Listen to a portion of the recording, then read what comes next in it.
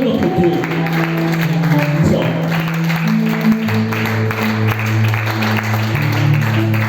C'est pour la gloire de Dieu.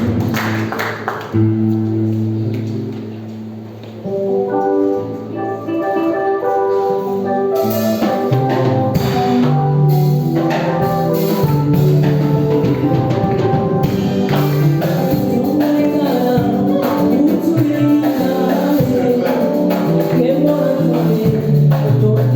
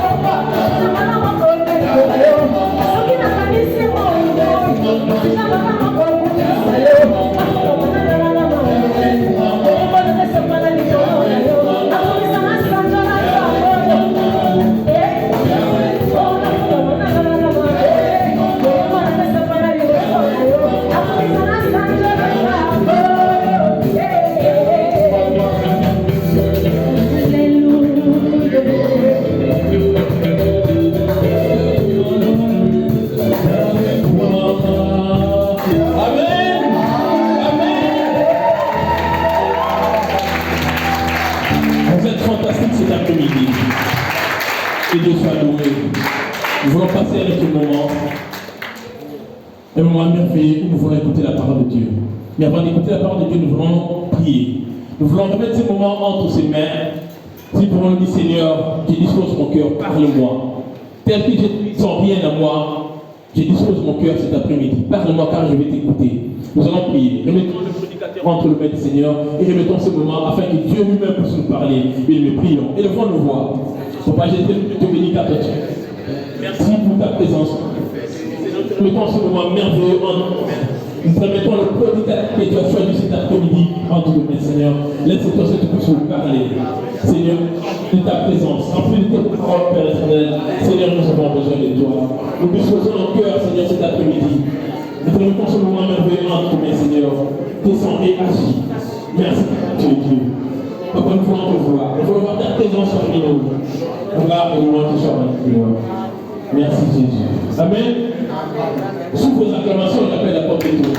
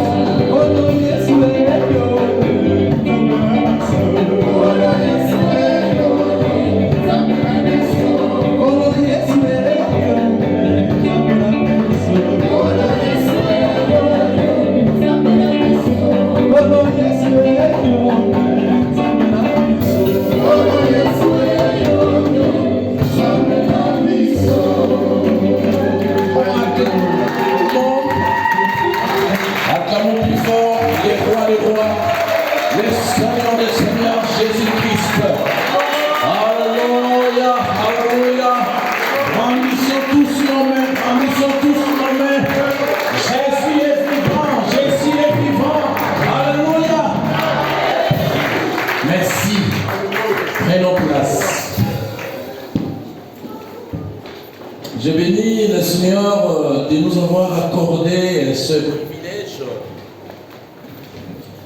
d'être là pour pouvoir écouter.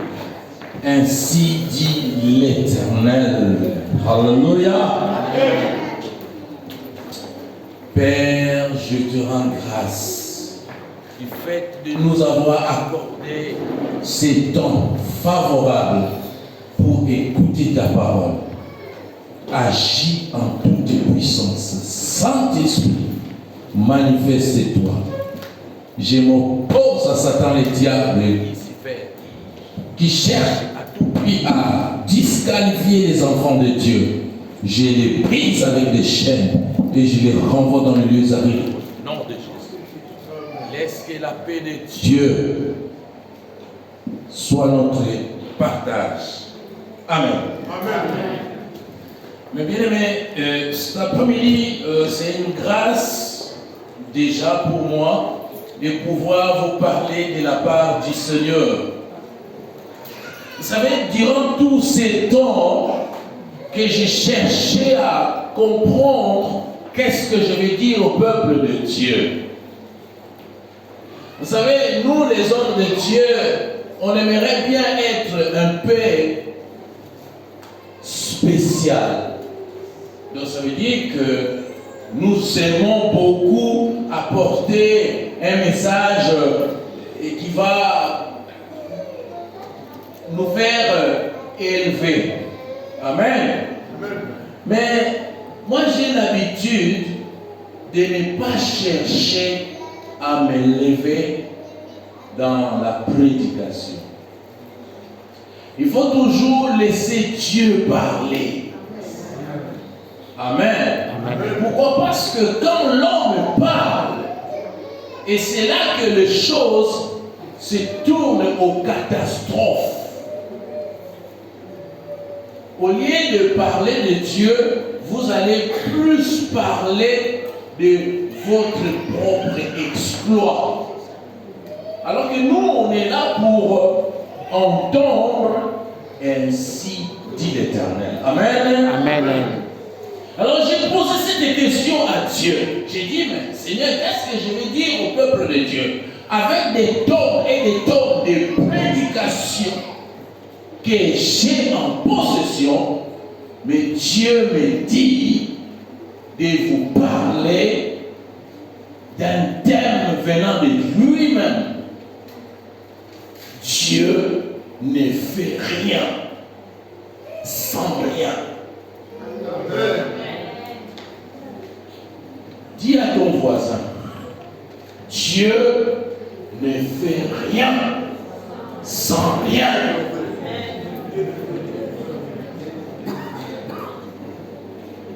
Mais bien aimé, alors je me suis dit, mais Seigneur, comment je vais aborder ces sujets? Et donc Dieu m'envoie dans le livre de Genèse, au chapitre 1er, nous allons lire la parole de Dieu. Je vais inviter mon papa que j'aime bien. Est-ce que tu peux passer devant? Tu lis bien la parole de Dieu. J'aime bien sa façon de lire la parole de Dieu. On va se lever. Donc du premier verset au verset 2. Genèse.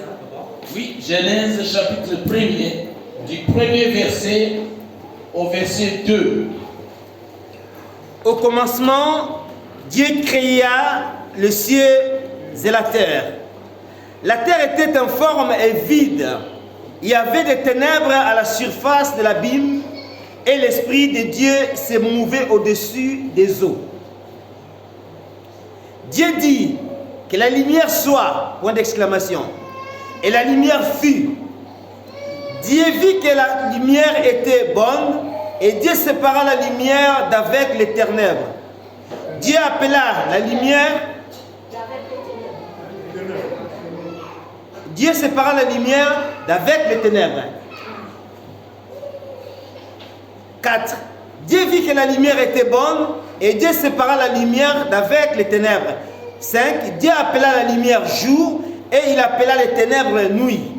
Ainsi, il y a eu un soir et il y a eu un matin. Ce fut le premier jour.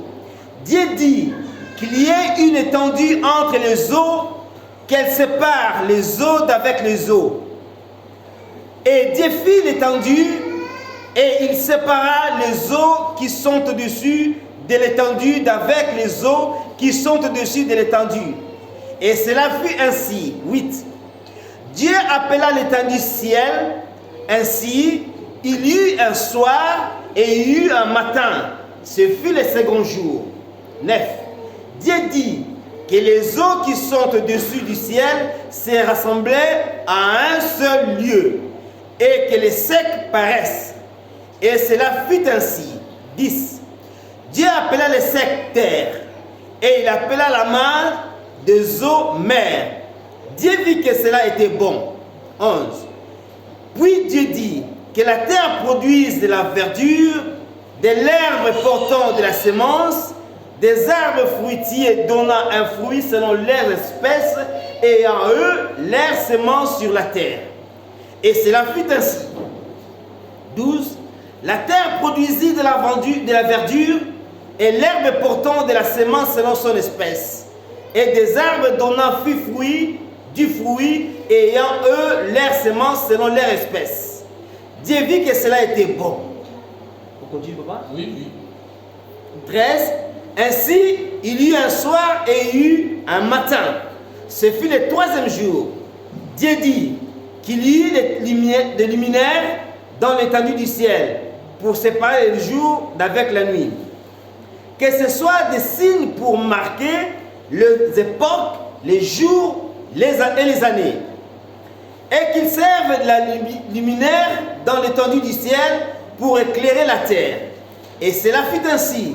16. Dieu fit 2 grands luminaires. Le plus grand luminaire pour présider au jour et le plus petit luminaire pour présider la nuit. Il fit aussi les étoiles. Dieu les plaça dans l'étendue du ciel pour éclairer la terre, pour présider au jour et la nuit, et pour séparer la lumière d'avec les ténèbres. Dieu vit que cela était bon. 19. Ainsi, il y eut un soir et il y eut un matin, ce fut le 4e jour. Dieu dit que les eaux produisent en abondance des animaux vivants et que des oiseaux volent sur la terre vers l'étendue du ciel. 21. Dieu créa les grands poissons et les animaux vivants qui se meuvent et que les eaux produisirent en abondance selon leur espèce. Il créa aussi tout oiseau et selon son espèce. Dieu vit que cela était bon. 32. Dieu les bénit et en disant, soyez féconds, multipliez, remplissez les eaux de mer, et que les oiseaux multiplient sur la terre. Ainsi il y eut un soir et il y eut un matin. Ce fut le 5e jour. Dieu dit que la terre produise des animaux vivant selon leur espèce, du bétail, des reptiles, des animaux terrestres selon leur espèce. Et cela fut ainsi. Dieu fit les animaux et de la terre selon leur espèce, les bétails selon son espèce, et tous les reptiles de la terre selon leur espèce. Dieu vit que cela était bon. Amen. Applaudissons plus fort la parole de Dieu.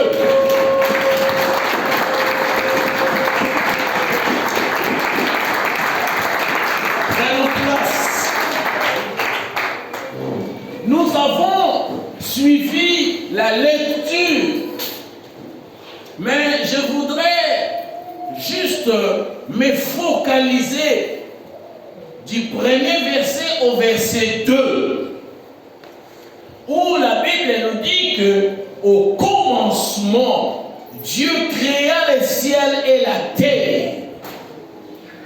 La terre n'était que chaos et vide.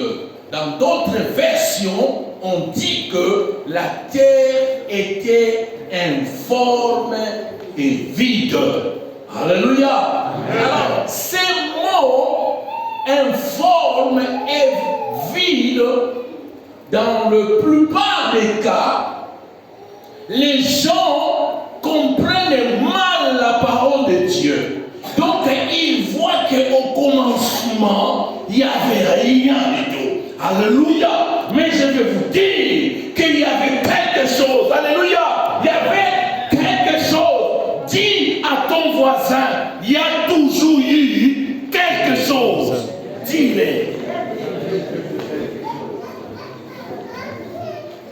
Depuis les commencements, mes bien-aimés, les gens comprennent mal la parole de Dieu. Puisque la Bible parle d'informe et vide, les gens comprennent qu'il n'y avait rien, il y avait quelque chose. Pourquoi? Parce que la Bible nous dit que l'Esprit de Dieu mouvait. L'Esprit de Dieu mouvait. Dis à ton voisin, l'Esprit de Dieu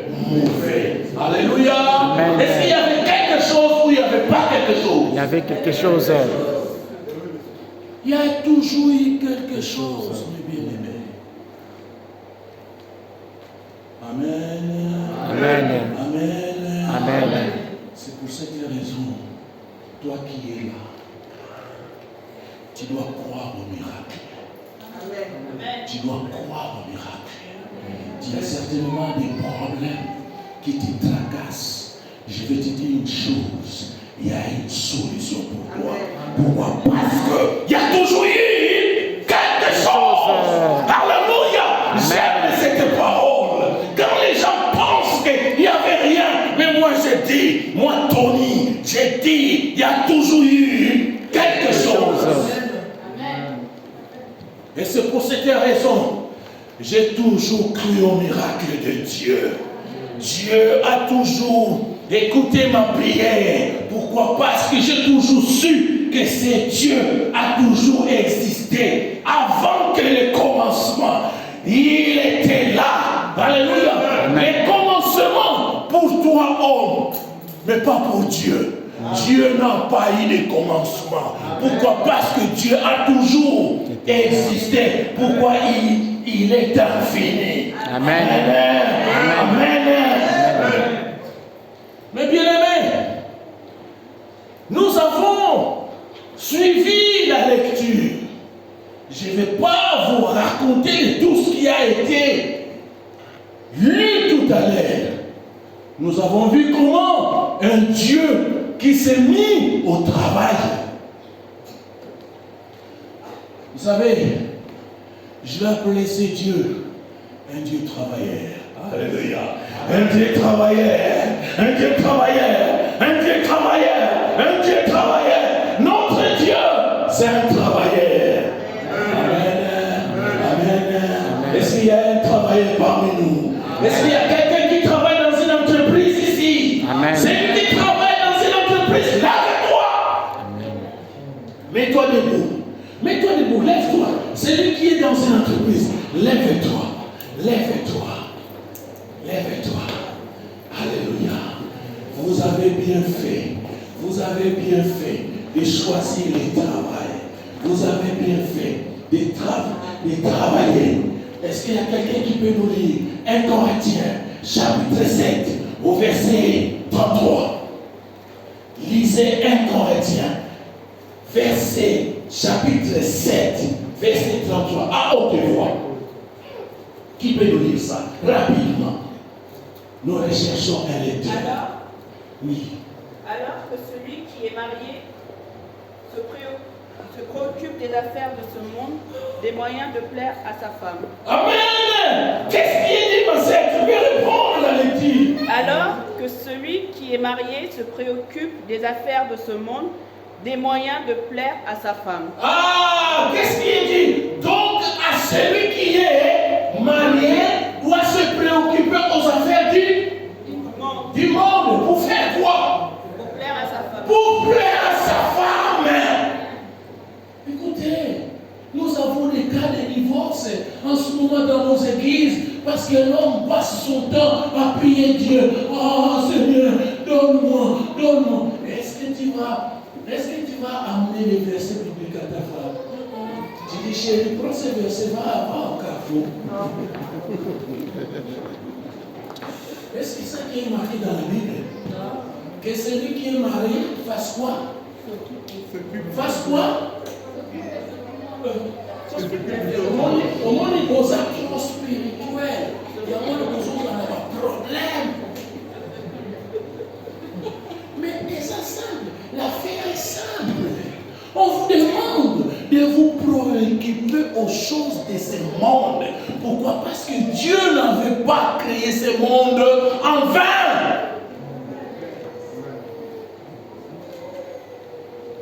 Dieu n'avait pas besoin de créer le monde.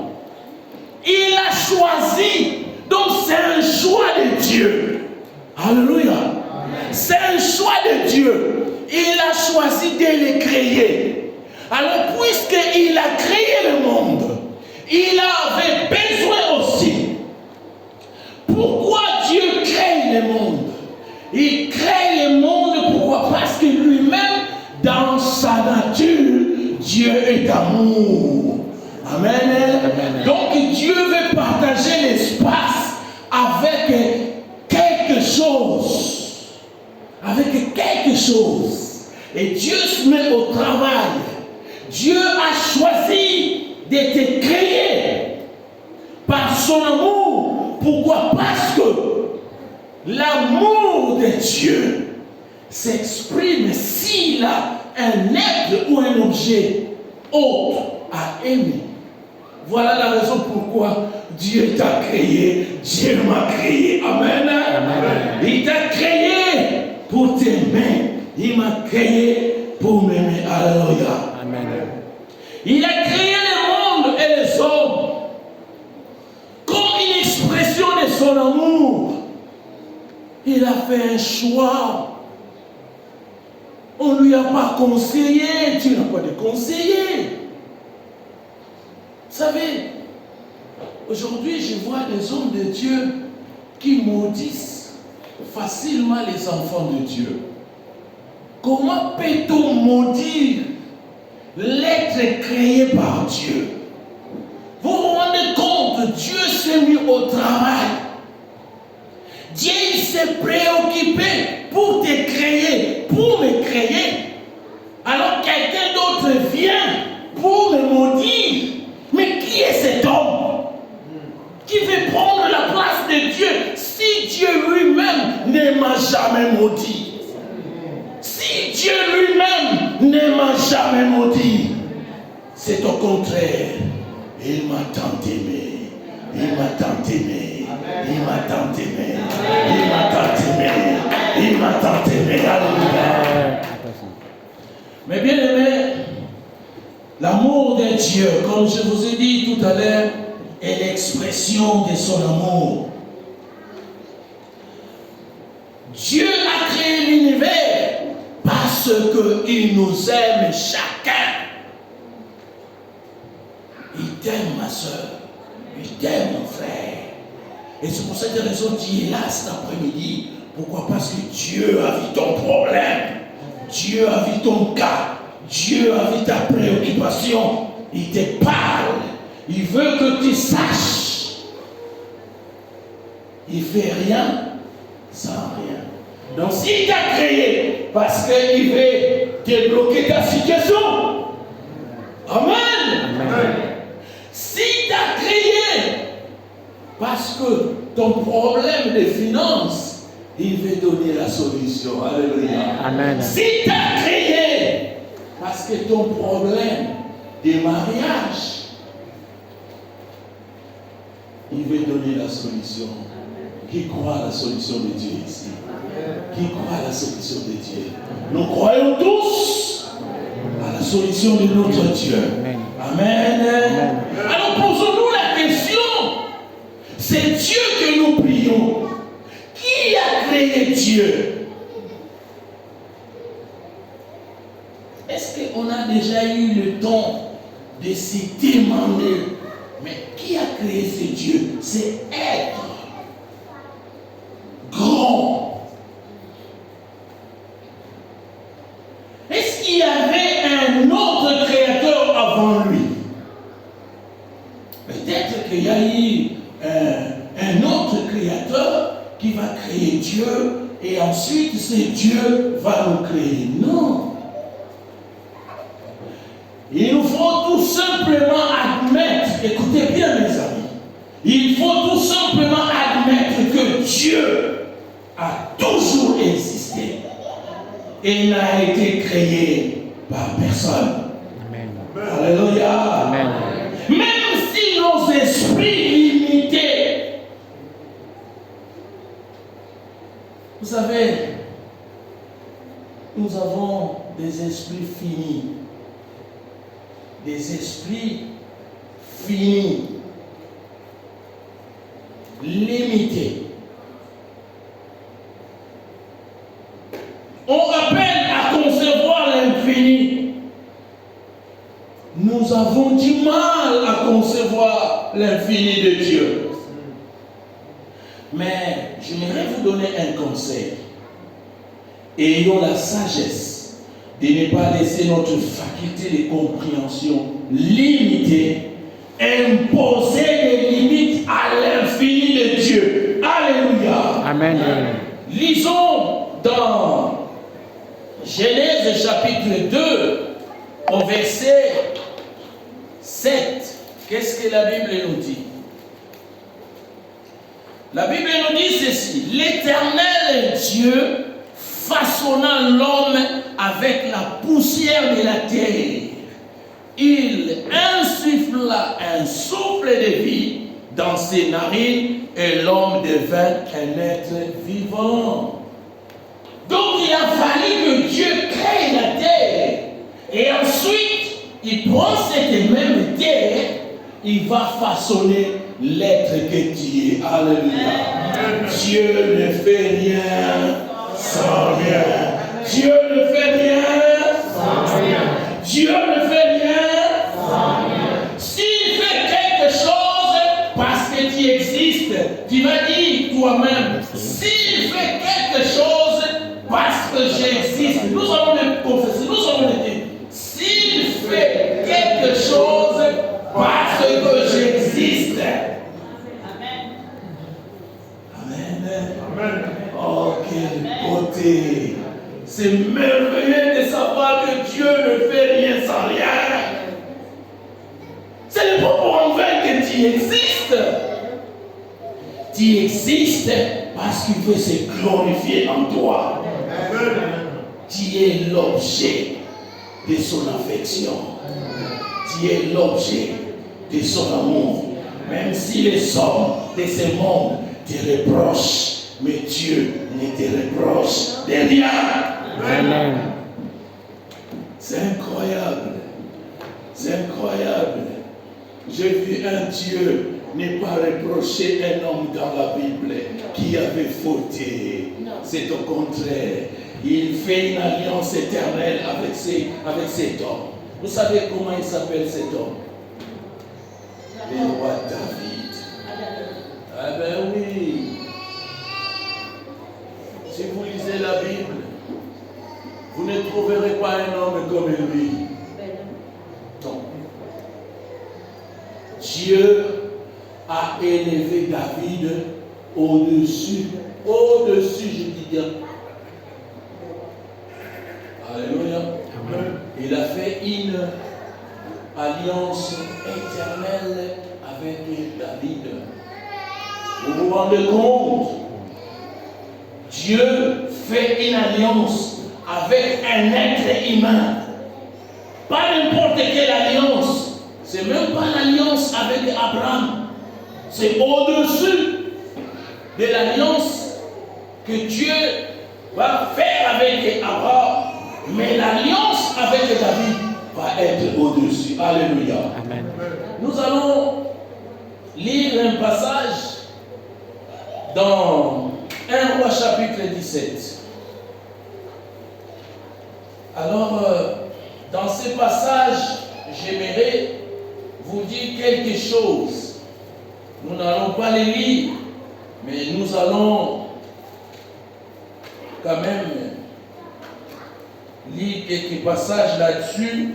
1 Roi chapitre 17.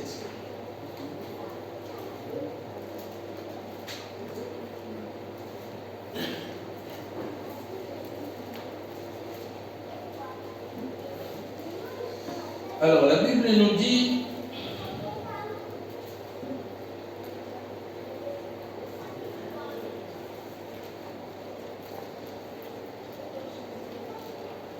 du verset 1er au verset 16. Mais nous n'allons pas lire tout. Pourquoi? Parce que nous allons vite passer à autre chose. Vous savez, la Bible s'adresse à Élie le Tishbish. Dieu dit à Élie, pars d'ici en direction de l'Est et cache-toi près du torrent de Kérish qui se trouve en face du Jourdain. Tu boiras de l'eau du torrent et c'est au corbeau que j'ai ordonné de te nourrir. Alléluia. Dieu ordonne à son serviteur d'aller se cacher au torrent du Kéris qui se trouve en face du Jourdain. Et il dit, tu boiras de l'eau du torrent. Donc ça veut dire qu'il y avait déjà quelque chose. Amen. Il y avait l'eau du torrent. Et il prévoit un corbeau pour nourrir son serviteur. Amen. Amen. Et une fois que l'eau du torrent était finie, Dieu dit à son serviteur, maintenant, pars à Sarepta. Et à Sarepta, j'ai ordonné à une veuve de te nourrir. Toujours là où Dieu envoie son serviteur, Dieu prévoit toujours parce qu'il ne fait rien sans Rien. Amen. Et arrivé chez la veuve dira à Élie, j'ai rien. Comme d'autres gens qui lisent mal la Bible en disant qu'au commencement, il n'y avait rien. Mais c'est faux, il y avait quelque chose. Et c'est faux que cette femme, elle avait aussi quelque chose. Elle avait une poignée de farine. Et un peu. Huile. Sinon, Élie n'allait pas accomplir des miracles. Parce qu'il y avait quelque chose. Amen. Amen. C'est magnifique. Et ce soir, je vais croire au miracle de Dieu. Parce que tu es là. Parce que tu existes. Dieu veut accomplir des miracles. Ne regarde pas la gravité de ton problème, mais regarde Dieu. Amen. Nous allons lire dans Matthieu chapitre 9. La Bible nous dit ceci au verset, au chapitre 9. La Bible nous dit ceci. Jésus monta dans une barque, traversa les lacs et se rendit dans sa ville. Des personnes lui amenèrent un paralysé couché sur une civière. Voyant leur foi, Jésus dit au paralysé, prends courage mon enfant, tes péchés te sont pardonnés. Qu'est-ce que Jésus a fait?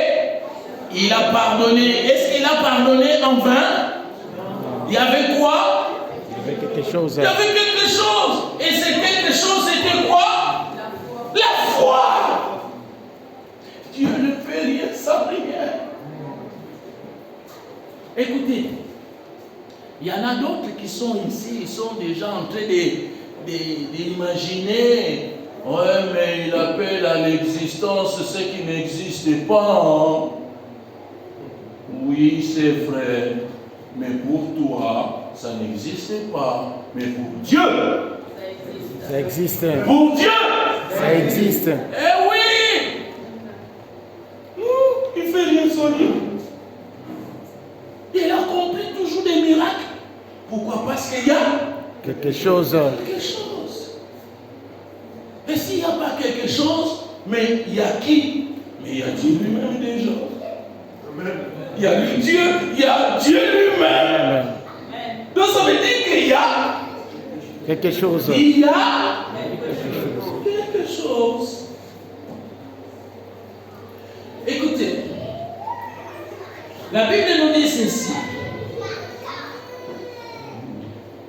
Mais Jésus lui répondit, suis-moi. Non, pardon. Jésus lui dit, prends courage, mon enfant, tes péchés te sont pardonnés. Alors quelques spécialistes de la foi s'est rendu en eux-mêmes, s'est dit en eux-mêmes, pardon, cet homme blasphème. Mais Jésus, connaissant leurs pensées, il dit, pourquoi avez-vous de mauvaises pensées en vous-même? En effet, qu'est-ce qui est le plus facile à dire? tes péchés te sont pardonnés. Ou lève-toi et marche, afin que vous sachiez que le Fils de l'homme a sur la terre le pouvoir de pardonner les péchés. Lève-toi, dit-il alors au paralysé, prends ta civière, prends ton lit et retourne chez toi. Il dit, prends ton lit. Ou le paralytique qui attendait l'ange descendre pour bouger l'eau. Mais Jésus dit à ces paralytiques, prends ton lit et Marche. donc ça veut dire que Jésus t'engage à faire quoi? Quelque chose. Jésus t'engage à faire quoi? Quelque chose. Voilà. Il t'engage à travailler. Les gens ne veulent plus rien faire, mais ils attendent que le miracle de Dieu. Jésus dit à ces paralytiques, tu veux être guéri? Commence déjà à emballer quoi? Tes bagages. Commence d'abord de porter ton propre lit. Les lits de ton problème, prends-le. Les lits de tes finances, prends-le. Les lits de ton mariage, prends-le. Et fais quoi? Et fais quoi? Nous allons nous lever. Nous allons nous lever. Nous allons prononcer de belles confessions devant Dieu par rapport à cette parole. Pourquoi? Parce qu'il ne fait rien sans rien. Il a dit aux paralytiques, prends ton lit, lève-toi et marche. Certainement, les problèmes se trouvent en toi-même. Pourquoi? Parce que toi, tu attends que Dieu fasse quelque chose pour toi, alors que c'est à toi de t'engager, c'est à toi de te mettre au travail. Pourquoi? Parce que le Dieu que nous avons lu dans Genèse, il s'est mis au travail. Parce qu'au commencement, on nous dit que la terre était informe et vide. Actuellement, tu vis dans l'informe, tu vis dans le vide. Tu attends la solution, mais Dieu est là. Il te dit, prends ton lit, engage-toi dans cette entreprise. Il a fait une part pour toi. Maintenant, c'est à toi de faire pour que ton problème puisse avoir la solution. Alléluia. Amen. Mais sinon, Dieu lui-même, il ne fera rien. Engage-toi à travailler. Élevons nos mains. Nous allons dire à Dieu, Seigneur, j'ai écouté ta parole. J'ai écouté ta parole. Nous allons répéter cette prière. Seigneur, j'ai écouté ta parole. Seigneur, j'ai écouté ta parole. Je vais m'engager dans ton service. Je vais m'engager dans ton service. Je vais me mettre au travail. Je vais me mettre au travail. Puisque j'ai compris. Puisque j'ai compris. Et que tu ne fais rien sans rien. Parce que tu fais rien sans rien. Et je vais me mettre au travail. Je vais me mettre au travail. Je vais prendre les lits de mon problème. Je vais prendre le lit. Je vais prendre les lits de mes finances. Je vais prendre le lit de mon Je vais prendre les lits de mon mariage. Je vais prendre le lit de Je vais prendre les lits de ma santé. Puisque toi-même, Puisque toi-même, tu te mets au travail.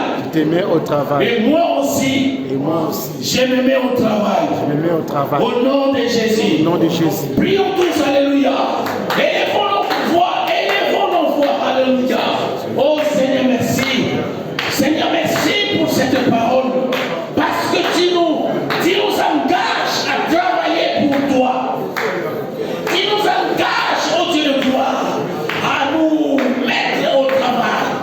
Seigneur, la solution de mon problème, la solution de mes finances, la solution de mon mariage, la solution de ma santé, la solution de tout ce qui me tracasse se trouve en moi-même, parce que l'Éternel m'a donné sa parole, la parole que Dieu m'a parlé. Dieu ne fait rien sans rien.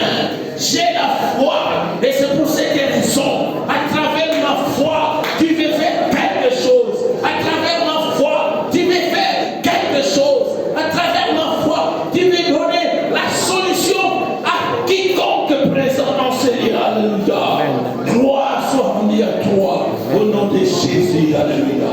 Amen.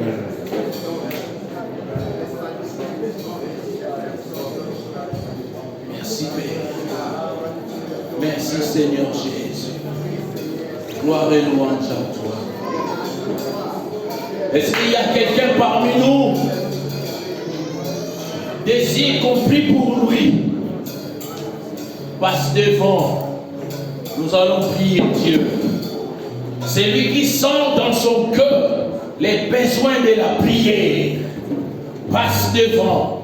Nous allons défier ces problèmes aujourd'hui. Aujourd'hui, c'est le jour du défi. Nous ne sortirons pas d'ici si nous n'avons pas défié nos problèmes.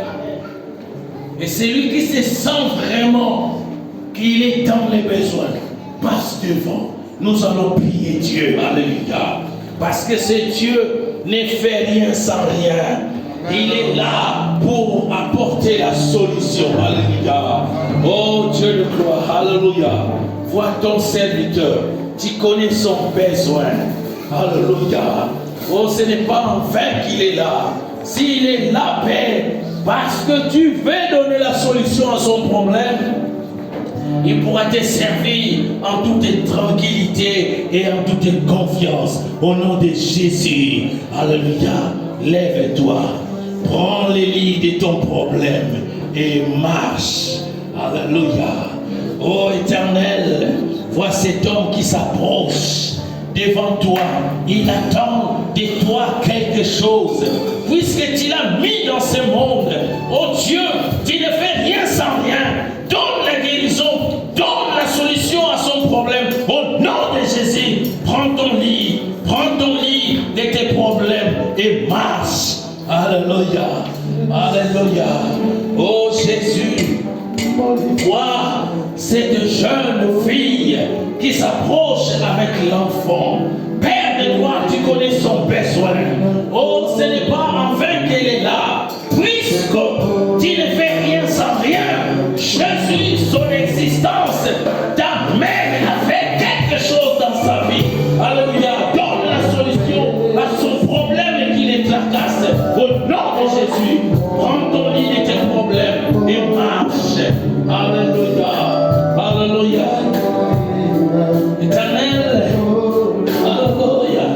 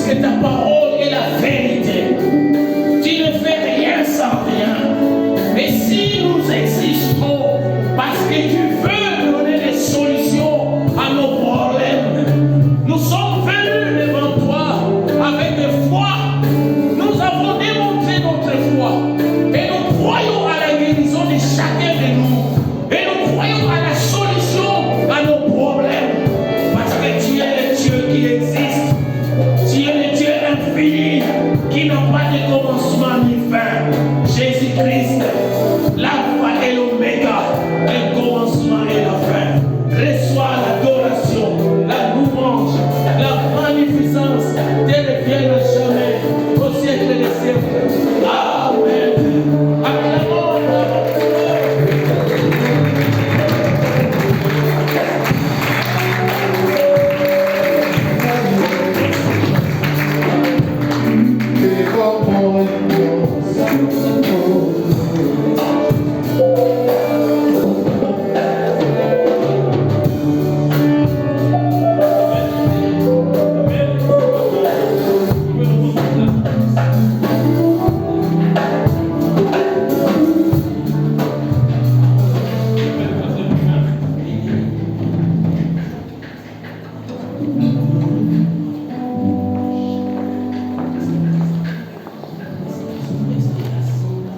Amen.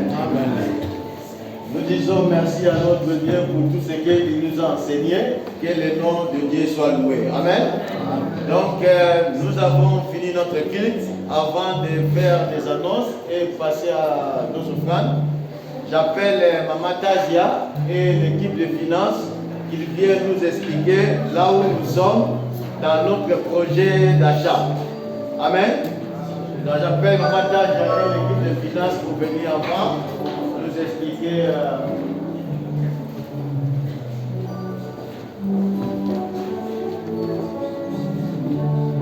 Maman Jeannette, l'équipe de finances.